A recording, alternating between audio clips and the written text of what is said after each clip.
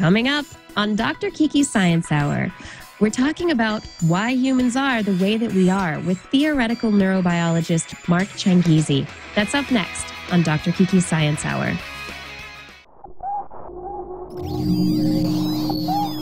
Netcasts you love. From people you trust. This is Twit. Bandwidth for Dr. Kiki's Science Hour is provided by Cachefly at CACHEFLY.com.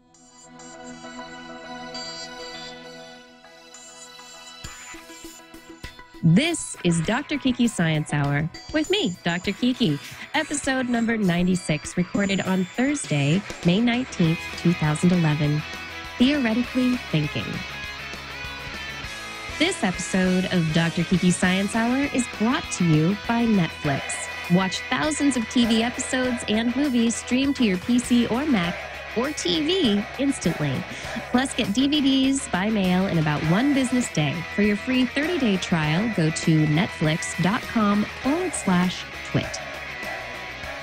Welcome, everyone, to this episode of Dr. Kiki's Science Hour. I'm Dr. Kiki Sanford, and I hope you're ready for our hour, 1 hour, one topic, one expert. Get ready to get dirty with the topic because we're going to dig into the science of being human, what it is to be human, why we are the way we are, and what are we going to be next? Are we going to be something different? What's the next step in evolution? All this and much more, I'm sure, will be covered in this hour of the show. Thank you so much for joining me today. I'd like to welcome Dr. Mark Changizi to the show. He is, according to his website, changizi.com, he's an evolutionary neurobiologist aiming to grasp the ultimate foundations underlying why we think, feel, and see as we do. His research focuses on why questions, and has made important discoveries such as why we see in color, why we see illusions, why we have forward-facing eyes, why letters are shaped the way that they are, and why the brain is organized as it is. He attended the Thomas Jefferson High School for Science and Technology and then went on to the University of Virginia for a degree in physics and mathematics and to the University of Maryland for a PhD in math. In 2002, he won the prestigious Sloan Schwartz Fellowship in Theoretical Neurobiology at Caltech, and in 2007, he became an assistant professor in the Department of Cognitive Science at Rensselaer Polytechnic Institute. In 2010, he took the post of the Director of Human Cognition at a new research institute called 2AI Labs. He's got multiple scientific journals out there, and he's also written many articles for popular audiences as well in places such as Newsweek, Wired, Seed Magazine. He's also written 3 books: The Brain from 25,000 Feet, The Vision Revolution, which I interviewed him previously on This Week in Science for, and now Harnessed, How Language and Music Mimicked Nature and Transformed Ape to Man. And he's also working on another book, Making Faces, What Our Emotional Expressions Say and How They Say It. Mark, welcome to the show. Thank you so much for joining me. Glad to be here. Yeah, it's great. I'm glad that you could fit us in, to your busy schedule. You're working on so many books and writing so much. How do you get it all in? It's really, I have a lot of free time. I play with kids, and it's not as much as it might seem. But just every 3 or 4 years, I hope to write another book if I've got any more ideas. But this I don't want to suggest that there's very much there. What is it that inspires you? The ideas that inspire the idea for one of your books, or just the ideas that get you thinking on a daily basis? Well, as you said, I'm interested more in the why than the how. And for me, I'm always more excited about what it is that drove us to have the kinds of functionality that we have at all, and less interested in the specific mechanisms that we have. And so I'm often interested in what is it that our brains are doing, or why do we see the way we do, and what are the evolutionary selection pressures? How does that kind of power that we have fit into the environment? And in the process of understanding the environment and the kind of perception or the kind of shape that we are, one can hopefully explain why we're shaped or function the way we do. And how I come up with these ideas is typically just utter chance and digging in crazy spots. One of the things that I'm writing about is I often summarize it by the word aloof.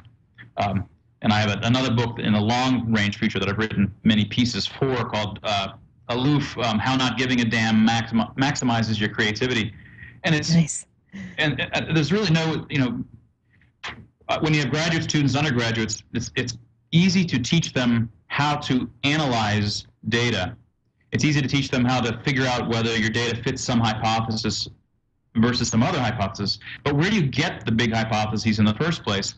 And I have no big insights other than just keep on digging in lots of crazy spots, and then just if you dig 100 times, you might just get lucky and find something else, find something that's of interest. And a lot of people, and I go to great efforts to try to, some of the things that prevent you from digging in lots of different spots, or that you become too wedded to a community. If you go to when you start going to so I've always said I don't go to conferences, and the reason I don't go to conferences is because I'm a social person like everybody else. You go to conferences, you get to know everybody there. You like them, they like you. You know the bigwigs in that field, and you want to solve the problems that they respect. The younger people, you can tell that they start to respect you as you get to be a little bit older. The girls might bat their eyes, and the boys are wanting to become like you.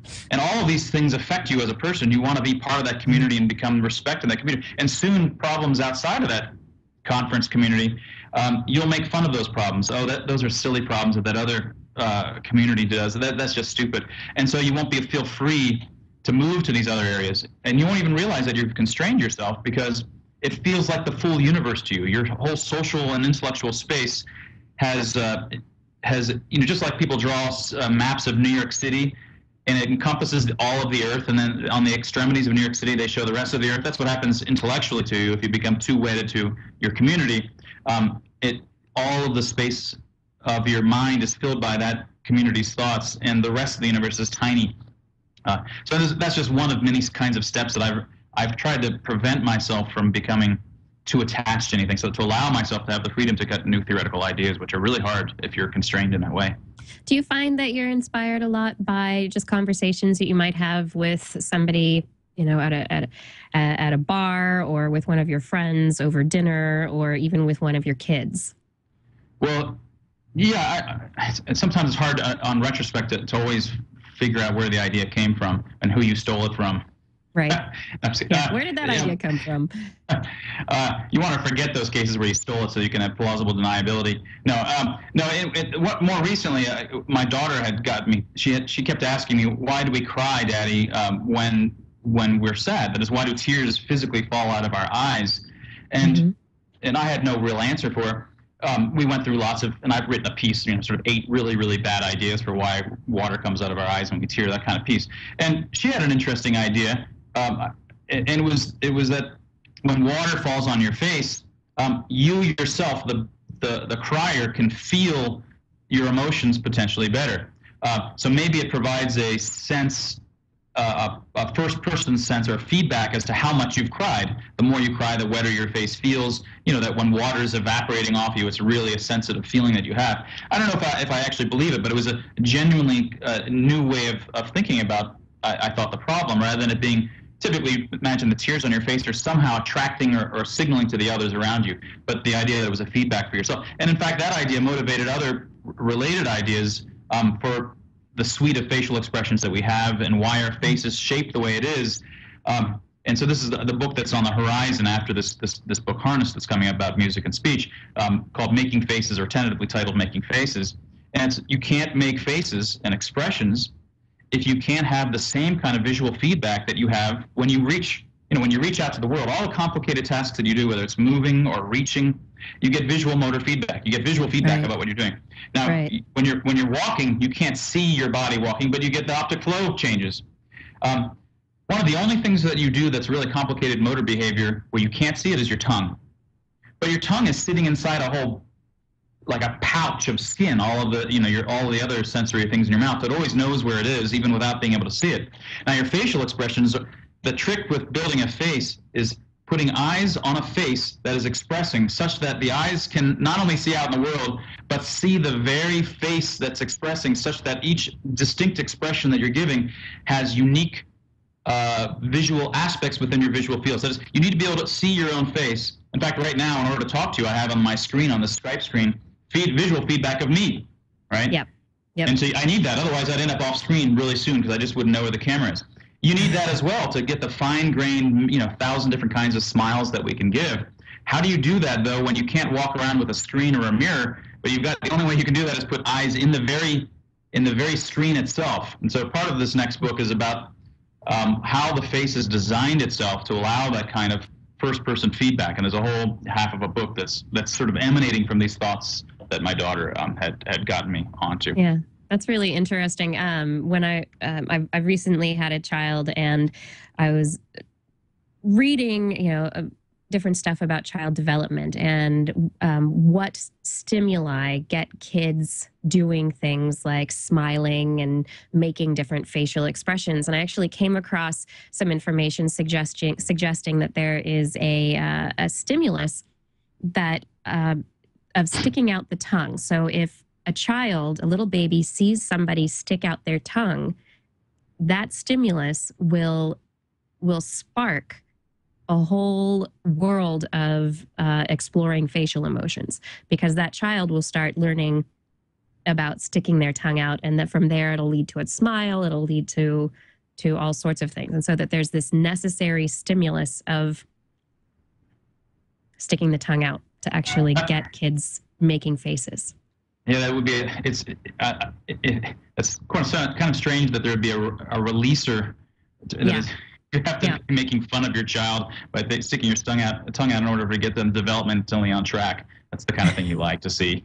Yeah, exactly. And so I spent a good couple of weeks early on sticking my tongue out at my baby, and he smiled. And of course, I confirmation bias. It worked. Right. Exactly.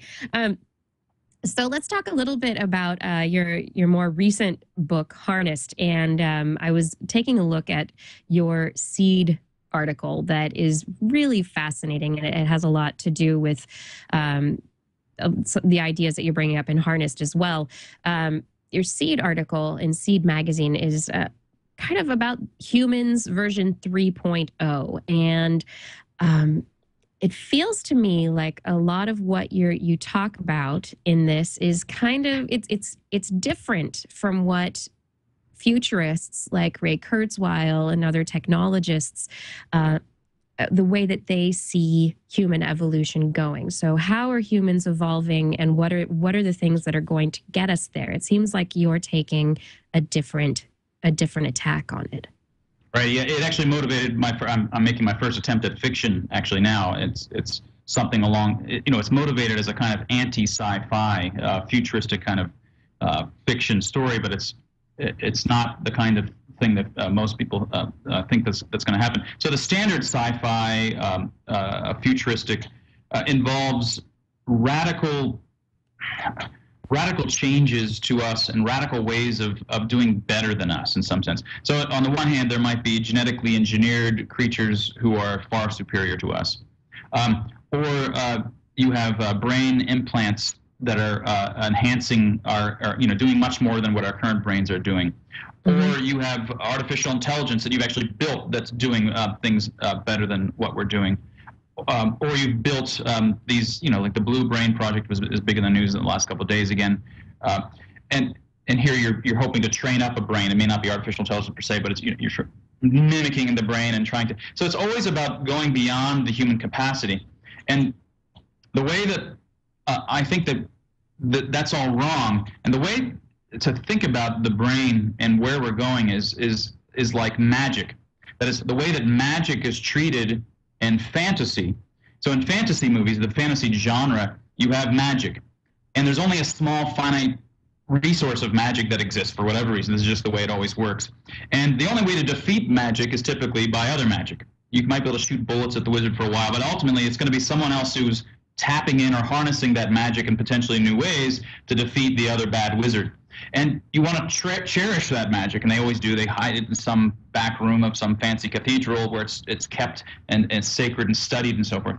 And that's I think a much better metaphor for where we're going and what makes us who we are today. Is that the magic here is the 100 million or 500 million years of evolution that gave us the brains that we have. And these brains are, when they're doing what they were designed to do, the brilliance at which they do them is incalculable. That is, it's like magic. We're so good at them, and of course, the things that we're so good at are exactly the things that we have no appreciation for, because they're the stuff that we do every day with no effort at all. It feels like no effort at all. But in fact, these things are fantastically complicated, and we have no idea and are unlikely to have any idea how they work as well as they do for millennia, in my opinion. We're not on the cusp of figuring out all of these things because we have no idea even the set of things that it is that we do. And I wrote a piece recently in Forbes called what we need after the genome is the teleome. And that has nothing to do with telomere. It has to do with teleology. That is, you need to figure out the set of things that, the set of functions or the set of powers that animals are in fact capable of. And we have no idea what those powers are, and it's going to be a massive set of things or functions we can do. If you don't know what those set of functions are, then you can't build a machine that mimics it. Right. You don't even know what to build. So that's the way to think about. So the question is, how did we get to be as smart as we are today? Effectively, we're Homo sapiens, but we're much more than that. If you went back probably to the first genetically, essentially Homo sapiens, they certainly didn't write or read. They may well have not had music, and I argue that they may not have had speech either.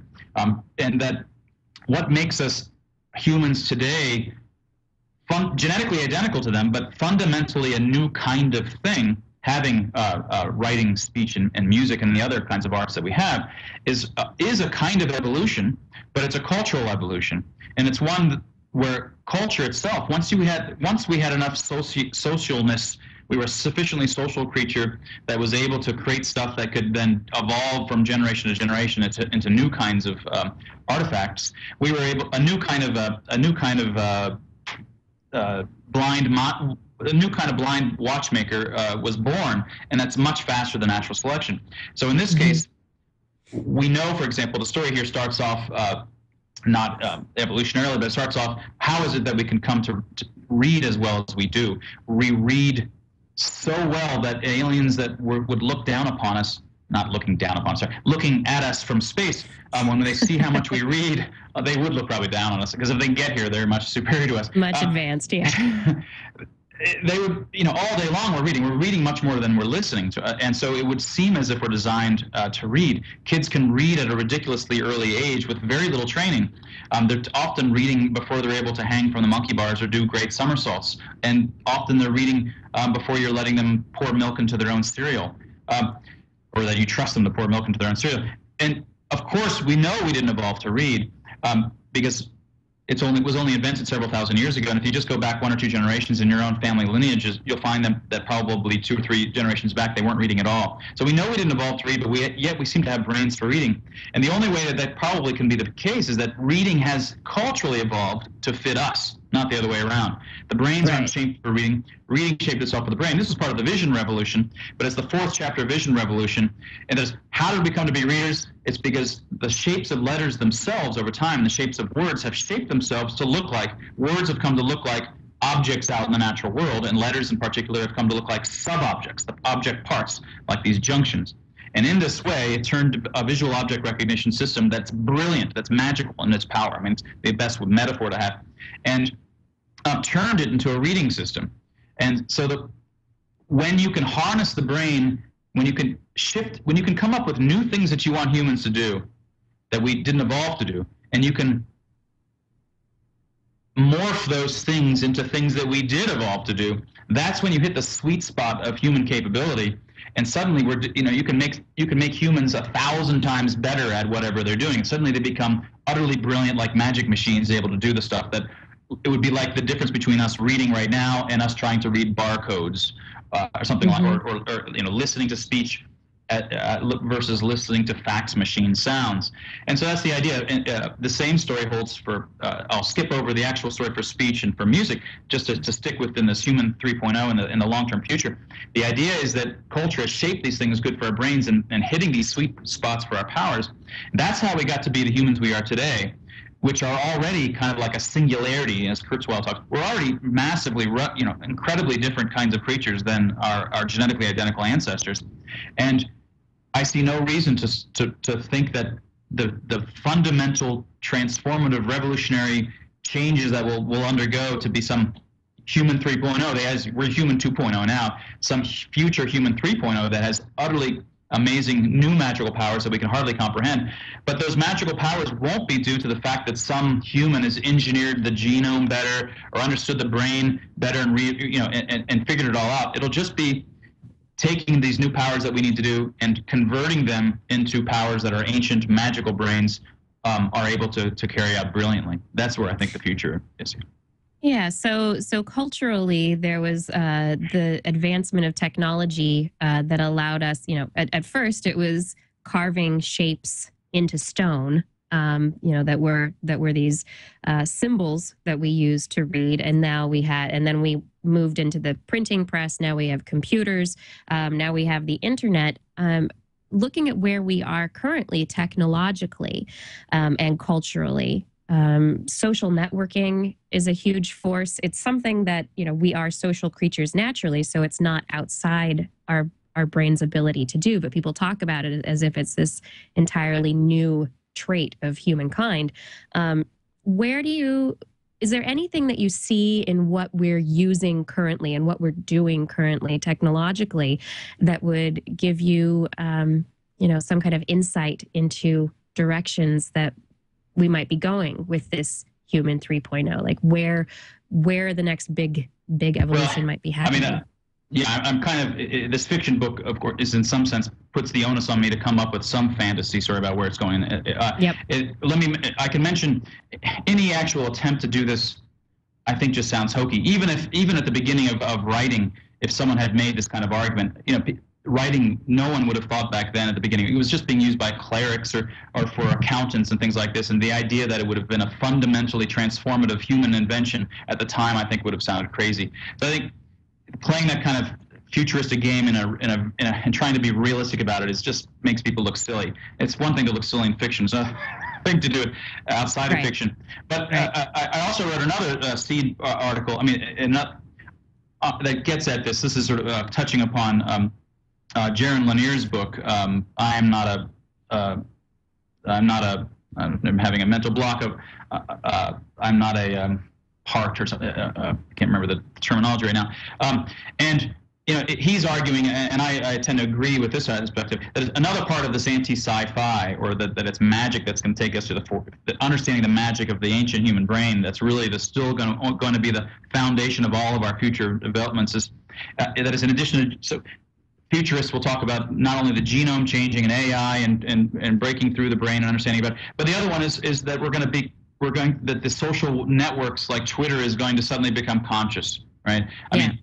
And so that somehow the power of these social networks creates some sort of new super consciousness that floats out above us all.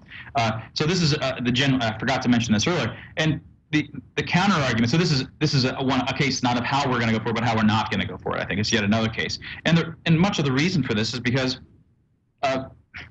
this is a misunderstanding often of what makes intelligent things intelligent.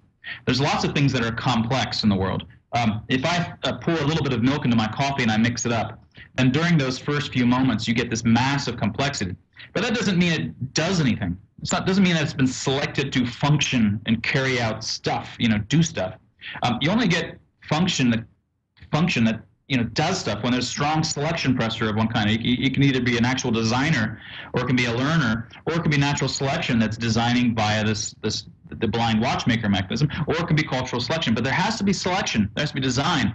And in this case, whatever social networks are being selected for, it ain't to carry out intelligent functions. It's being selected to allow. I'm not exactly sure what it's being selected for, but it's something along the lines of of quick communication with one another, allowing groups of people to interact, allowing maybe integration in the marketplace, and or things along these lines. There's if you imagine that there are many social networks simultaneously out there, and you were some of them were dying off to the extent that they weren't smart enough to play chess against other social networks, then you could imagine that in sufficient periods of time, Twitter number 7 would become smart, and all the other Twitters would have disappeared because they're not able to play chess well enough or be smart. But nothing like that's going on. So you don't just pour lots of people together into a pot and expect smart things to come out. I think that's a pretty good assessment. You can't pour things into a pot and expect smartness to come out. There is in your book Harnessed, you talk about nature harnessing. So we've talked a little bit about the cultural aspects of evolution driving or cultural adaptation maybe driving how we progress and how we change from our genetically identical ancestors to where we are now to where we will be in the future. But you bring in this nature harnessing. Can you kind of talk a little bit about what that is and how that plays into what we're discussing? So on the writing and reading side, the idea is that the idea that culture might shape itself so that artifacts are good for our brain is an old idea. But coming up with a specific mechanism or specific strategy that culture utilizes to get these artifacts into our brain is really what I'm describing when I say nature harnessing. So in the case of writing, the strategy was to shape letters and words so that they look like natural scenes, and in particular they look like if you just have opaque objects strewn about in three-dimensional space, you get certain kinds of patterns in terms of how contours interact with one another. You can work out those patterns, and then you can just ask, across human writing systems, do you find the same kinds of patterns for how strokes interact with one another? And of course, when people are writing, there's no need for them to have these same kind of structures that you find in three-dimensional scenes with opaque objects. The reason that they're like this is because the eyes like to see that kind of thing. The eyes evolved to see that sort of thing. So that's what I mean by nature harnessing. That is, culture is shaping the artifacts like nature, and that's one of the best tricks it can use to get these artifacts to be soaked right up into these ancient, in this case, illiterate visual system. So this new book, though, is about the similar idea, but for speech and for music, and sort of music being one of the examples of the best examples of the arts. And so for speech, and it's much more controversial here because a lot of people believe, and I certainly used to believe, that we probably had language instincts. Pinker, like Steven Pinker has suggested. Right, and he gives great. I think his arguments that there has been strong selection pressure for the fitting of our brain and language. I think his arguments are very strong that there's been selection pressure so that our brain is well fit for language. Now, of course, I'm going to argue now, and I used to think that was probably because the brain has been shaped for language, but now I'm going to suggest that the sounds of speech, in fact, have culturally evolved over time to sound just like the kinds of things that our auditory system would be expected to be good at in any mammalian auditory system, and potentially bird and others, to be good at. And so the most fundamental way of describing visual scenes is with just opaque objects strewn about. It's not, when I say that letters look like nature, it's not some very specific aspect of the Serengeti.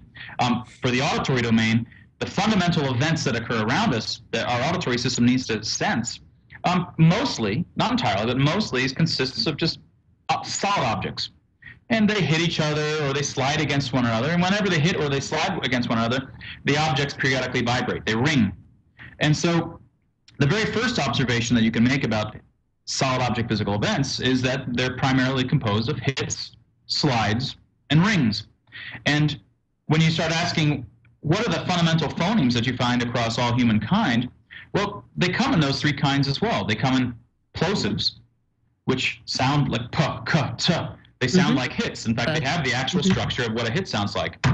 And then you have fricatives, which sound like slides, z, f, sh, things like this. And then you've got the sonorants, the vowels, and also the sonorant consonants like Y and R and L and W, things like this. These sound like rings. So that's just the first coincidental similarity between the fundamental atoms of solid object physical events, the most fundamental kind of sound around you, and the fundamental atoms of human speech.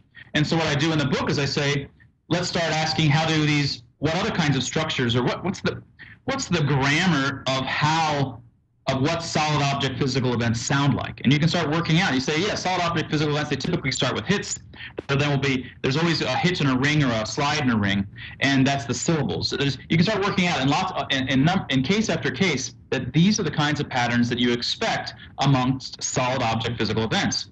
And you can work out kind of a grammar. And then you can ask, okay, now that we understand the grammar of solid object physical events, do you find that kind of grammar or pattern or structure in the sounds, in the way phonemes combine with one another in words across humankind?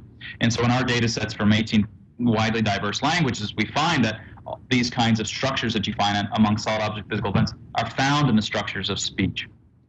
So the idea is that languages, the sounds of the speech that we throw at one another, sound like just objects hitting and sliding and making the kinds of sounds that happen in the natural environment. That's how we're so good at soaking these things up so quickly.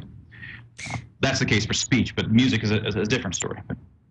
Yeah. So, could there also be an argument made that speech and music tie in together? That sounds that we make. Looking neurologically, our speech production system has much in common with the birdsong system. So, these are, and birdsong has often been, it's said to be very musical, and indeed it is. There's rhythm and melody to birdsong, and that's very true of human speech and language as well. And if you look at speeches or the great speakers in the world, they seem to speak in major chords.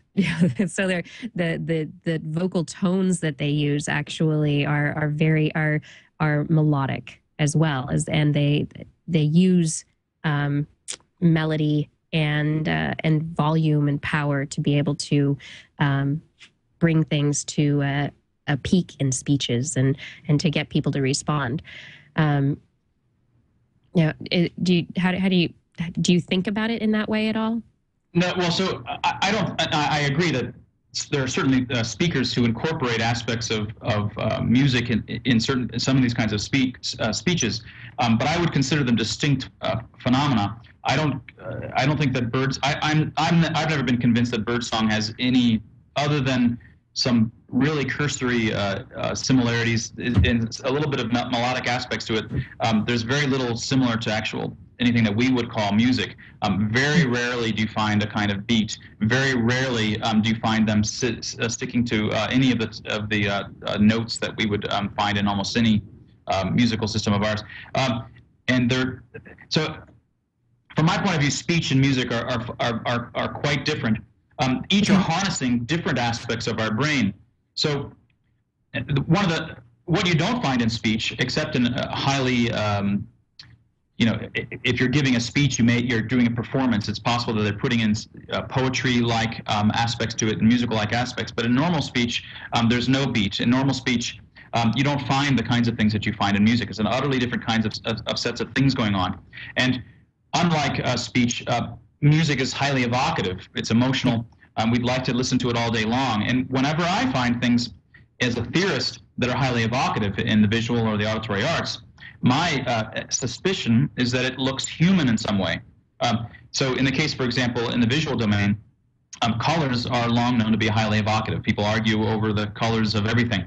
If their spouse is having to decide what the color, people care about the colors, and the reason the colors are evocative, in light of my earlier research, is color evolved, primate color vision that we have that's above what other mammals have, evolved for seeing colors on skin of other humans. Color is intrinsically all about the emotions, which is why color is so emotional in ways that the typical letters are not particularly emotional in the same evocative sense. Now, in the auditory domain, speech is not particularly emotional. And the reason it's not particularly emotional is, I claim, is because it sounds like solid object physical events, which is a very sterile kind of utilitarian kind of sound.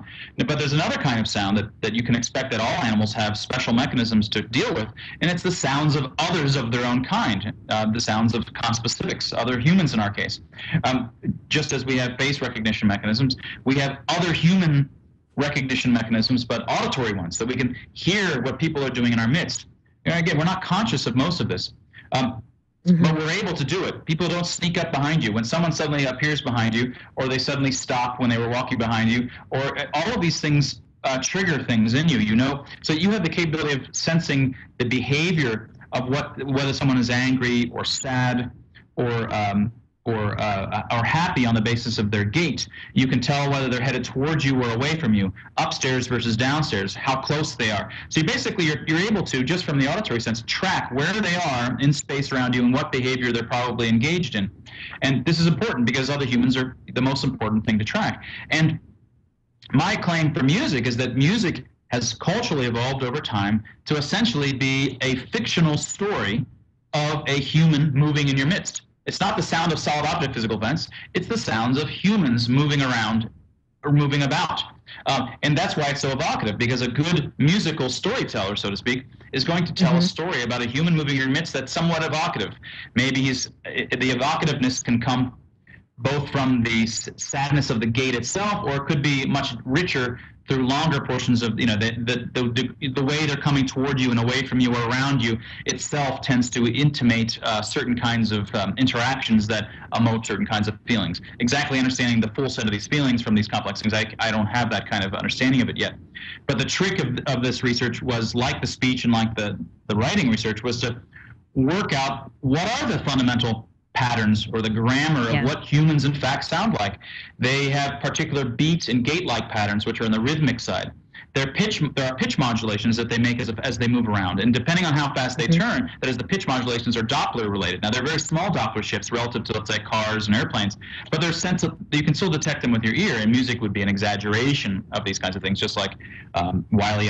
Coyote and Roadrunner show these fast lines which are big exaggerations, and smiley faces that anyone draws are radical exaggerations of what any human actually does. So Doppler shifts change in a particular way, and you can work that out. You can say, well, if people typically turn this fast, you can, and if it's about Doppler shifts, then you can derive what should melodic contours typically look like in music if they really are Doppler-like for humans moving around.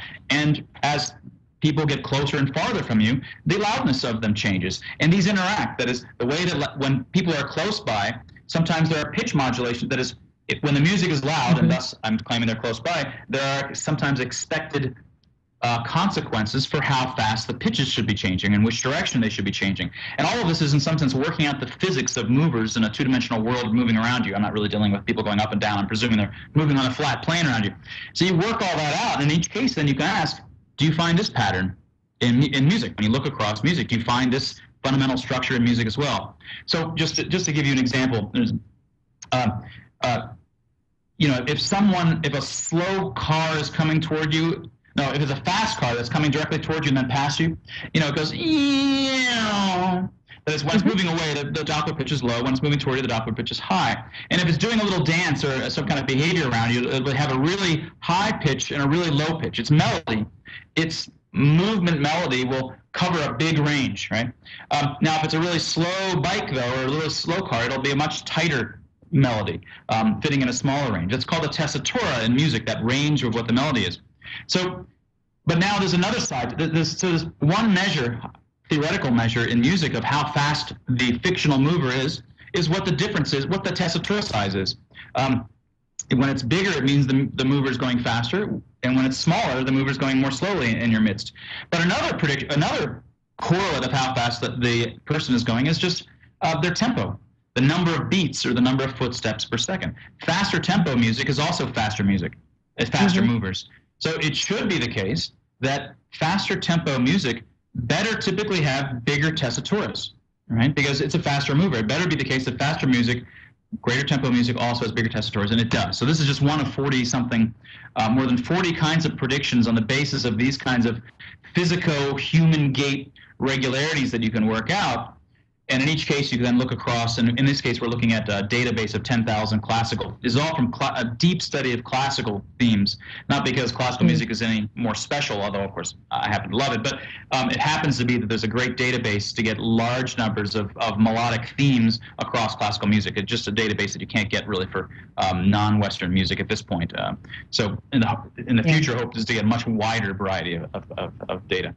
Yeah, so I think that would be a big point, is to not just have Western culture, Western music, but also to look at Eastern as well, because it would be interesting to see if these themes play out globally across cultures. Oh yeah, definitely. So now the reason, again, part of the reason you need a large data, it's not just that you need a large data set. You also want a data set that has itself undergone selection pressure over a long period of time. Yeah.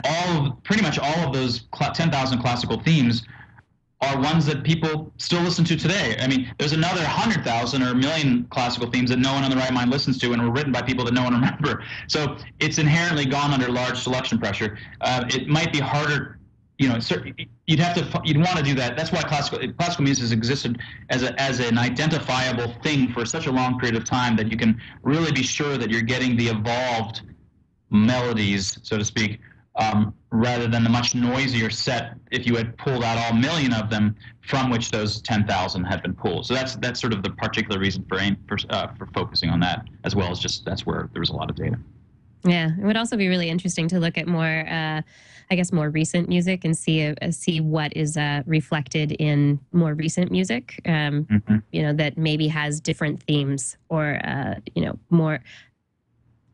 Different themes from what we see in classical music. So, for example, all these young guys that wear their pants hanging down to way below their that probably makes them walk differently, surely, and so music must reflect that. Yeah, and also living in cities, and like you said, you made the example of a car driving past you. So now we have cars, we have city life with completely different sound environments than maybe horse-drawn carriages from 100 years ago, or even more rural existences when populations were not as dense. So there's probably a lot of just evolution of this whole system that would be that you could see carried out if looking at it on a time frame. Yeah, definitely, that'd be great. Yeah, we might be much more accustomed to larger tessitura, for example, than we might have been, 100,000 years ago, when music was just starting its cultural evolution, because there wasn't very many fast things. I mean, there'd be the occasional bee that buzzes by, and you can hear hear the doppler shift really well there, but we may not have been as comfortable with those high levels of tessitura. Yeah, and now hence the evolution of drum and bass and other dance music that we have now. I need to take a moment to thank our sponsor. So, Mark, if you just hang on for a second, I just need to start reading. This episode of Dr. Kiki's Science Hour is brought to you by Netflix. Netflix delivers movies directly to your home. That saves you time, money, and hassle. You can instantly watch thousands of TV episodes and movies. You can have them streamed directly to your PC or your Mac. It doesn't matter which platform you use. Or they can be streamed to your television via a Netflix-ready device, including Xbox 360s, PS3s, Nintendo Wii's, Roku's, Boxies, all these devices that we have today. It's wonderful. You can also get DVDs. You remember those things? Those discs, little silvery, shiny things that now make good mobiles for scaring away crows. You can get DVDs in the mail in just about one business day. Watch as many movies as you want, anytime you want. There are never any late fees and no due dates. One TV series available to watch instantly from Netflix for my pick of the week this week kind of fits in with the theme of why people do strange things and where are we going to be going? What's wrong with our brains? What's right with our brains? How do things that are right about our brains go terribly wrong? Is the television series Hoarders. It's like a car accident you just can't look away from. I don't know whether or not it's a great series, but man, really, the things the conditions people allow themselves to live in. So Hoarders is available on Netflix, and you can watch some really interesting television thanks to Netflix. Instantly watch this television series. You can choose from thousands of others, whatever you like, television episodes or movies, when you register for a free trial membership. Go to netflix.com/twit. Be sure to sign up for your free trial at Netflix. That's netflix.com/twit. And we thank Netflix for their support of Dr. Kiki's Science Hour and the Twit Network. And back to the show, we're talking with Dr. Mark Changizi. He is the author of Harnessed: How Language and Music Mimicked Nature and Transformed Ape to Man.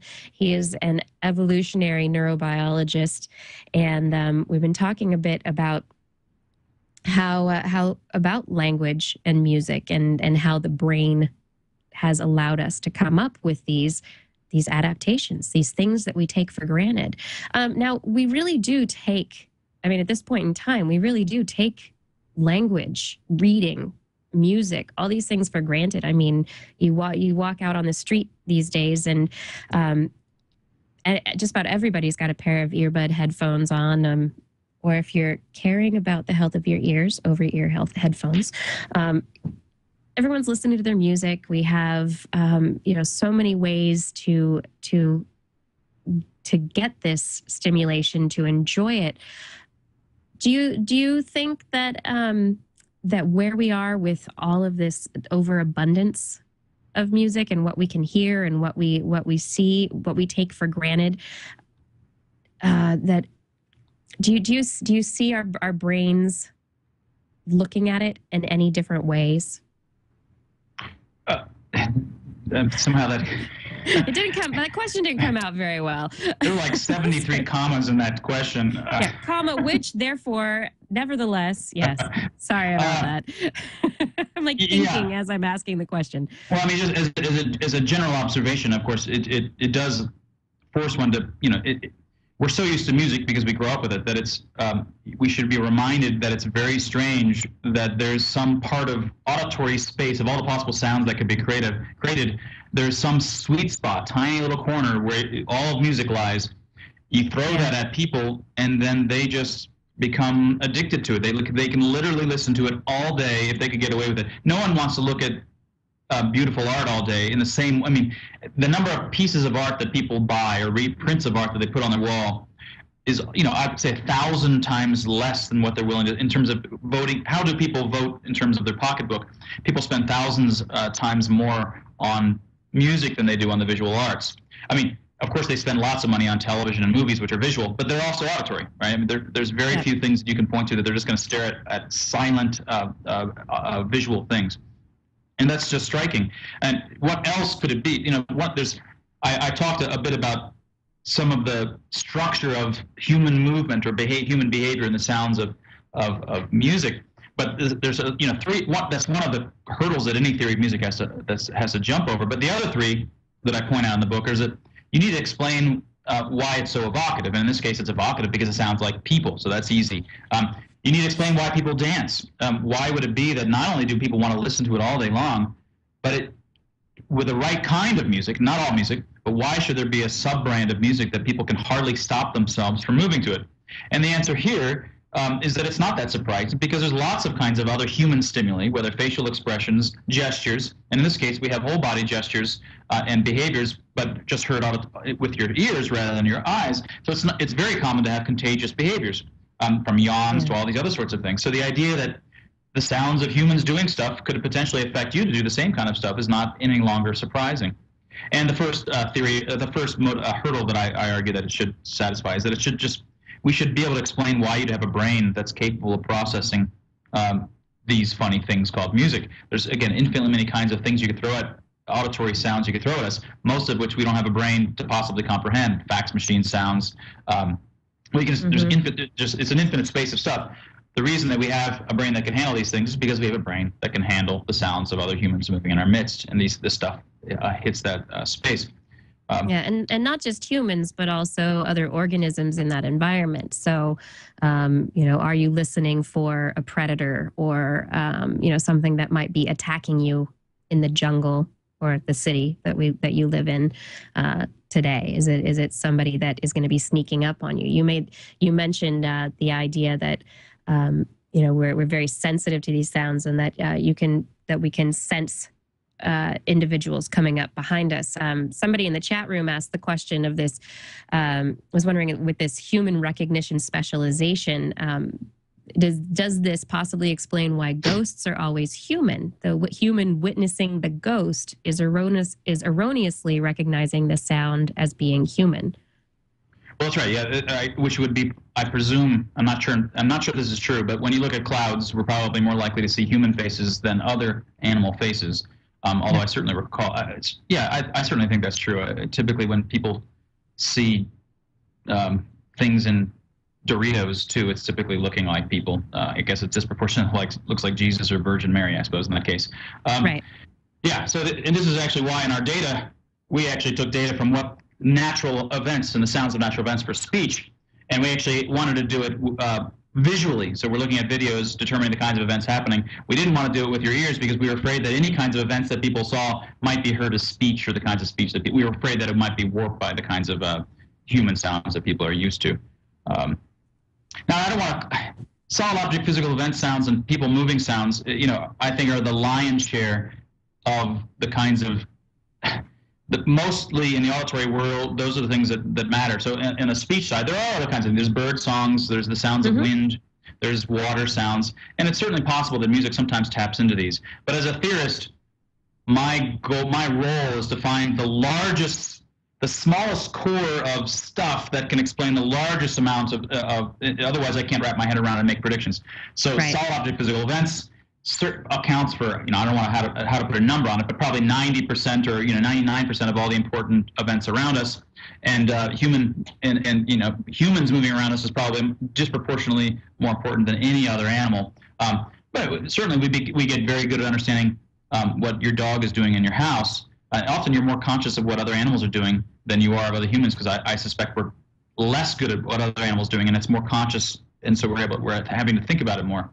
But it does give you some idea about how good you are, because if you've had a dog, you're keeping your ears on what the heck is that dog doing. You can tell, you know where they are and what they're doing, and so if you're that good with what your dog is doing, you can be sure that you're much better at what other humans in your house are doing.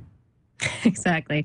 I had it's not an experience I had, but a friend of mine had an experience where he went to a avant-garde music performance, and for the performance, the audience was ushered into the theater, and then all the lights in the house went off, and the lights were off for the duration of the performance.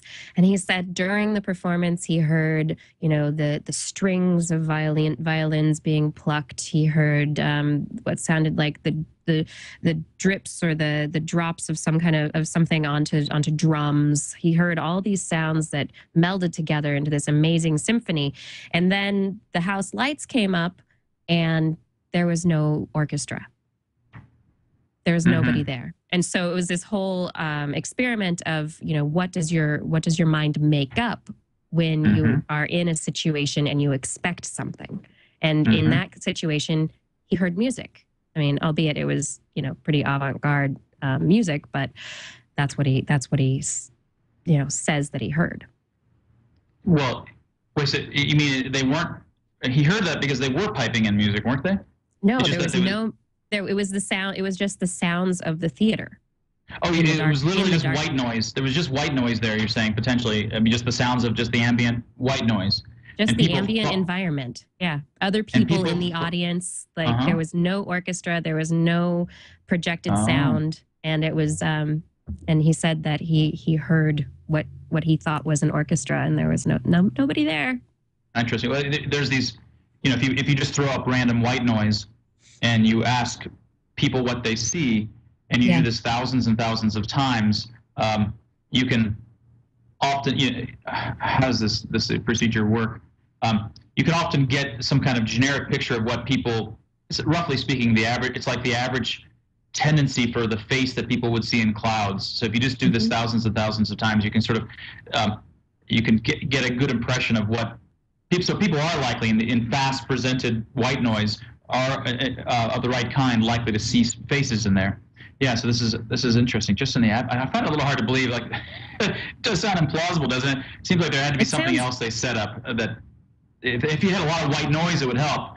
But if it was just absolutely quiet, it seems like we would just hear crickets, or or not even hear crickets. Yeah, it's an anecdote, so it's not something that was a scientific controlled experiment. It's an anecdote, and so there's probably there might be some amount of exaggeration in the telling, or there could be any number of things that could have happened behind the scenes that Adult I'm beverages. not aware of. Yeah, but I think I found it I found it an interesting story for our perceptions and what our brain kind of fills in. Tell me a little bit about 2AI. I've been to the 2AI website, and the description is fascinating. Well, I mean, so we're not trying, in some sense, I've been writing a lot of pieces like the seed piece and some other pieces about why the Kurzweil and blue brain and these other kinds of futuristic ideas are not what's going to happen. And so in some sense, we take ourselves, my colleague Tim Barber there, and I'm director of human cognition, and he's director of machine cognition, and we'd like to be a kind of Kurzweil-like institute, but we're really trying to remain small, but with a very different, more humanistic, in the way I would describe it, impression for where things are going to go in the future, and what kind of philosophy you need to have in order to understand the brain and biology, and what kind of philosophy you need to have in order to build AI. And it's a radically different kind of philosophy than what much of the neuroscience community, I think, has today, and much of the AI community has today. So that's really where.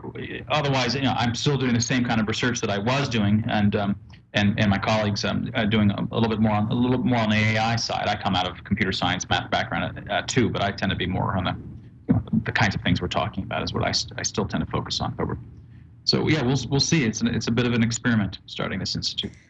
Yeah, I love the idea for the product development that you have on the main page for 2ai.org for Poker Eyewear Company, so that players will have a technological advantage, allowing them to see the emotions that they wouldn't necessarily be able to pick up, or moods and health on the faces of other players, possibly. You recognize that guy. So that's our low attempt at artwork there. Yeah, no, much more generally, the idea is this discovery of mine some years ago on what color vision is for, and that your cones in primates are optimized for sensing the hemoglobin modulations in the skin. So it's these hemoglobin, it's modulations to the blood in your skin that account for why you get red versus green and blue and yellow, or in the color signals that humans give off. Once you understand that, and once you understand how it is that our cones are optimized for that, it turns out that you can do better. You can build eyewear that allows you to see oxygenated versus deoxygenated skin even better than our eyes do. You can build eyewear that allows you to focus just on, you get rid of that oxygenated signal, and you can see just how much blood is under the skin. And you put these things on, and you become kind of gross, actually, because all these little modulations that, like, acne and all these things become extremely exaggerated. You can have other eyewear that blocks these signals altogether, and it's effectively, you put these over luminance. And the idea is that now you're in an environment where effectively everybody's wearing makeup that's not looking that matte way that when you put base on, but it keeps the nice normal texture, but it's covering all of the modulations that occur due to concentration of blood under the skin. So one can design better luminance and better eyewear. The eyewear could be useful for TSA agents trying to have better senses of the kinds of, even better than those around you, the ability to sense what's going on in the faces of others around and their emotions. And you could also imagine for health doctors and clinical staff, but also for dating and for poker. And for the illuminance, you can imagine whole environments flooded in light that's like this, either preventing you from seeing these things if you want to sort of have a little more privacy. Studios. That's right, television studios. Now they don't have to wear all that makeup. They could just be putting these on. Now, for television studios, it's not quite true. Once you pipe these things into a camera and it comes out the other side, all hell breaks loose, because it's no longer the cones of eyes that are involved. There's this intermediary of the camera cones. The camera cones lose a lot of the signal in the first place. So it's actually, these things have to be analog right to the eye. Yeah. I think it's a fascinating idea, and I'm sure that there will be a lot of poker players who'll be looking for these either as eyewear or contact lenses, so that other players won't know that they're wearing them. That's right. Yeah. Hopefully exactly. Soon. Well, we're coming to the end of the hour, and I just the stuff that you're focused on and that you get to think about all the time, I just think is absolutely fascinating, and I'm really looking forward to taking a look at reading this book, Harnessed. I really enjoyed the Vision Revolution when it came out, and so I'm really interested, having worked in bird memory, not in bird song myself, but being around bird song people. Birdsong, language, all this stuff really I find really fascinating, and I'm, interested to hear what you have to say about it, and I'm going to keep an eye out. Is there anything else, any place that people should keep an eye out for you and things that you're doing in the near future? Well, I mean, they could, I do a lot of writing, and then I list them all at my Changizi.com site, and also, I have a changizi.wordpress.com that sort of lists the current places I'm writing for Forbes and Wired and Psychology Today. And, I typically am linking to these kinds of things. And so they can always, there's not very many Changizis in the world, so I'm easy to find. It's very true. And you have a Twitter account so people can follow you on Twitter? That's true. That's true. I think I'm just Mark Changizi with no underscores. All right. So if you're interested in what Mark is doing, please check out Changizi.com, Mark Changizi at the little @ sign on Twitter. And keep an eye out for the things that he's doing. One of the products coming out of 2AI Labs, or stuff coming out of 2AI Labs. I think it's just fascinating because we hear so much about Kurzweil's ideas and the way that a lot of, as you said, what pretty much all of neuroscience, the institution currently, the way that it is thinking about artificial intelligence and brain interfaces and the way that research is going, there need to be some different perspectives in there. So I'm looking forward to hearing much more from you guys at 2AI and get some new ideas out in the field. Thank you very much for your time today. Thanks a lot for having me. You're welcome. And everybody out there, you're, always welcome to listen to past episodes of Dr. Kiki Science Hour. They're available at twit.tv/Kiki, Kiki. You can find me online if you just search for Dr. Kiki. I'm out there in the Google sphere. And next week, we're going to be talking about radio telescope arrays. We're moving away from this futuristic, brainy talk that we've been discussing, humanist kind of stuff for the last couple of weeks, and going to be looking into outer space. So I'm going to be speaking with Joseph Lazio from NASA's JPL. We'll be talking about radio telescope arrays, if you're interested in that stuff. I think that's about it. Check out Mark's website, changizi.com, for more information on stuff that he's up to and books that are available. Harnessed is available now, right, Mark? Or soon? For pre-order. It's pre-orderable right now. Comes out in August. Comes out in August. Okay, so keep your eyes out for Harnessed by Mark Changizi. And next week, I'll be back. I'll see you. I hope that you do return. Thanks very much for tuning into my Science Hour. All I ask is 1 hour a week. And remember, 1 hour a week makes your world a whole lot more interesting. Thanks a lot.